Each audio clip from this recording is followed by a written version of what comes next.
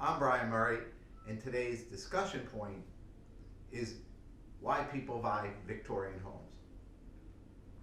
See, things change all the time. For instance, did you know that the original jack-o'-lanterns were turnips, not pumpkins? Now somebody figured out how to upgrade from turnips to pumpkins. I mean, they're bigger, they're probably easier to work with, they've got all those cool little seeds inside that you can then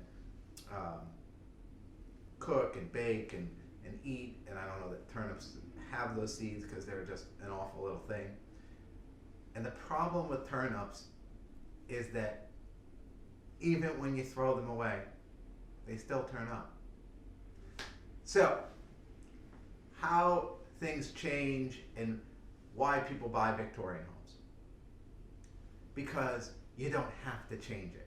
That's why people buy it. You buy a new construction home, in 10, 15 years, you're going to redo the kitchen, you're going to redo the bath. You buy anything modern, it's probably going to be 5, 7 years, and you're going to be redoing things. You're going to be replacing the floors. You're going to keep that modern feel, that modern look. Taste change. What's the definition of what is new and in changes all the time.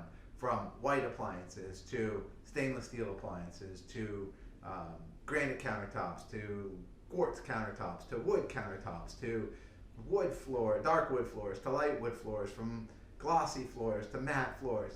Everything changes all the time. Except that Victorian home. It doesn't change. It's supposed to be old. It's supposed to have a certain look, a certain feel. You don't have to update it. You don't have to completely gut it. You just have to maintain it. Literally, that's all you have to do is maintain, maintain, maintain. And it can look 200 years old. And that's okay. The bathrooms can look 50 years old, and that's okay. The real challenge with some of these older homes that are even maintained, I had a listing one time, and the kitchen was impeccable, except it looked like it just came out of an episode of I Love Lucy. You know, it was retro. So what you have is, if you maintain something that's not supposed to be really, really old, like a Victorian home, what you get is retro at some point. First it just is old, and then it's retro. Unless it's like your grandmother's house and it smells like mothballs, then it's just old. And the number one thing that you should never do if you bought one of these new modern homes, or you have to redo a kitchen, or you have to redo a bath, is pump it in with a lot of technology. Because technology changes all the time. So whatever you put in today is going to feel old a lot faster. And I mean a lot faster. For instance, there's a lot of homes that put in speakers in the walls and in the ceilings and ran all these wires. And now today, everything is wireless. So when you see one of those, it just feels old. It's a pain to get it out. It's just like iPod docking stations in the walls.